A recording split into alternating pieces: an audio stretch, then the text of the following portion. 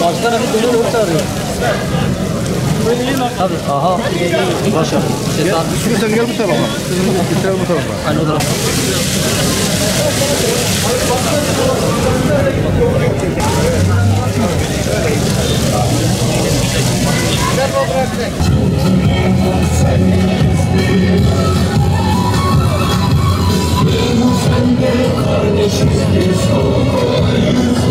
Değerli kamu görevlileri, Memur Sen Batman il temsilcili olarak hepinizi saygıyla selamlıyoruz.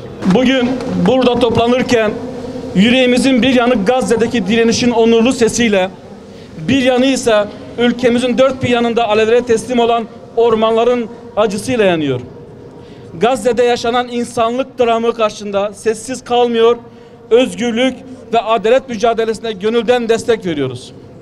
Aynı zamanda Türkiye'de meydana gelen orman yangınlarında doğamıza, canlılara ve insanımıza verilen zararın derin üzüntüsünü yaşıyoruz. Bu zor zamanlarda birlik olmanın, dayanışmanın ve vicdanla hareket etmenin tam zamanı. Hem Gazze'de barışın hem de ülkemizdeki yaraların en kısa sürede sarılmasını temenni ediyoruz. Kıymetli basın mensupları, değerli kamu görevlileri, 8. dönem toplu sözleşme görüşmelerinde kamu işverenin sunduğu teklife karşı ortak tepkimizi göstermek, genel merkezimizin eylem planı doğrultusunda sorumluluğumuzu yerine getirmek ve kamu çalışanının en gür şekilde duyurmak için buradayız. Kamu işvereni dün açıkladığı teklifte 2026 için %10 artı %6, 2027 için %4 artı %4 zam önerisinde bulundu. Öncelikle işveren heyetinin bu teklifini yok saydığımızı ve gerçekçi bulmadığımızı, hatta ciddiyetsiz bir teklif olarak gördüğümüzü belirtmek isteriz. Görüyoruz ki işveren tutmayan enflasyon hedeflerini baz alarak kamu görevlisine bu teklifi layık görmüştür. İşveren teklifinde refah payı ve taban aylığa zam yok. Gelirde adaleti sağlayacak oran yok. Emekli ve emekçiyi gözeten bakış yok. Kamu işverenin bu teklifi memurun yaşadığı zorlukların görmezden gelindiğini gösteriyor. Teklif kamu görevlerinde hayal kırıklığı oluşturmuştur. Kira artış oranının %41 olduğu bir zeminde düşük belirlenmiş enflasyon hedefi kadar zam teklif edilmesi kabul edilebilir değildir. Bu teklif yetersiz ve geçersizdir. Yıllarca dirsek çürütmüş, gecesini gündüzüne katmış, daha kaliteli kamu hizmeti için kariyer yapmış memurlarımızın niteliğini ve emeğini değersizleştiren bir teklif olarak görüyoruz. Kamu çalışanları arasında oluşan huzursuzluğu, ücretlerde oluşan adaletsizliği bu teklif gideremez. Sayın Cumhurbaşkanımızın kamu çalışanları arasında ücretlerin dengelenmesi hassasiyetinin dikkat alınmadığı açıkça görülmektedir. Geçmiş kayıplarımız, yüksek enflasyon, market pazar fiyatları, gelecek kaygılarımız işverenin teklifine yansımamıştır. Görüyoruz ki kamu işvereni 7. toplu dönem sözleşmesindeki hatasını tekrar ediyor. Altını çizerek ifade ediyoruz ki memurların ve emeklilerin kaybedecek 2 yılı daha yok.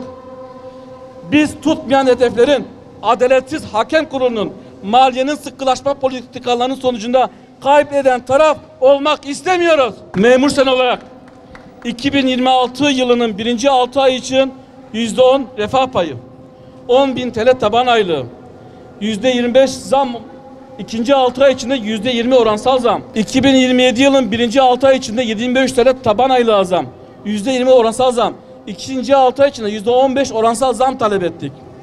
Talep ettiğimiz bu oranlar yıllardır ülkenin kalkınması için her dönemde bedel ödeyen memurları bir nebze refaha ulaştıracak rakamlardır.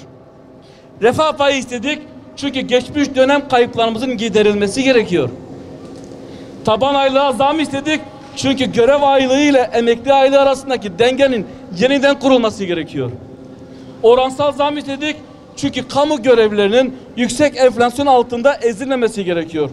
Enflasyon oranında zammın zam olmadığını işverenin kabul etmesi gerekiyor artık. Kıymetli basın mensupları, değerli kamu görevlileri, bu hususlara ilave olarak ilave bir derecenin verilmesi, aileyi koruyacak tekliflerimizin kabul edilmesi, birinci derece 3600 ek göstergenin verilmesi, akademisyenlerin, şube müdürlerin, şef memurların müfettişlerin mali ve özlük haklarının düzeltilmesi, mühendis ve teknik personelin mali haklarının iyileştirilmesi, yardımcı hizmetleri sınıfının kaldırılarak uygun hizmet sınıfına geçirilmesini istiyoruz. Kamuda ikramiye almayan tek kesim olan memurlara bayram ikramiyesi verilmesini, kira desteğinin sözünü yerine getirilmesini, gelir vergisinin %15'e sabitlenmesini istiyoruz.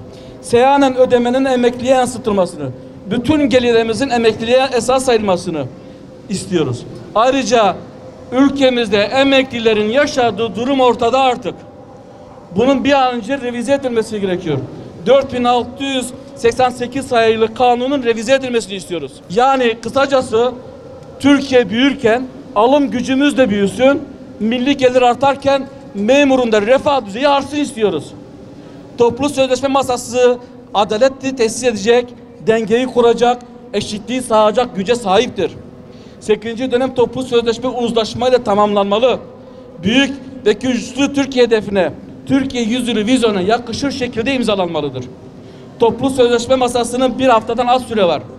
Bunun için işveren heyeti zaman kaybetmeden çalışma barışını sağlayacak, müzakereye uygun, adil teklif sunmalıdır. Memur Sen Başkanlar Kurulumuzun almış olduğu kararlar neticesinde periyodik olarak basın açıklaması, memur emekli nöbet eylem çadırı, iş bırakma, yürüyüş ve Ankara mitingi olarak eylemlerimize devam edeceğiz. Batman'dan, bu meydandan kamu işveren heyetine bir kez daha sesleniyoruz. Hakkı savunmaya da, hakkı haykırmaya da hazırız. Bizim derdimiz net, emeğin hakkını, alın terinin karşılığını alıncaya kadar mücadele edeceğiz.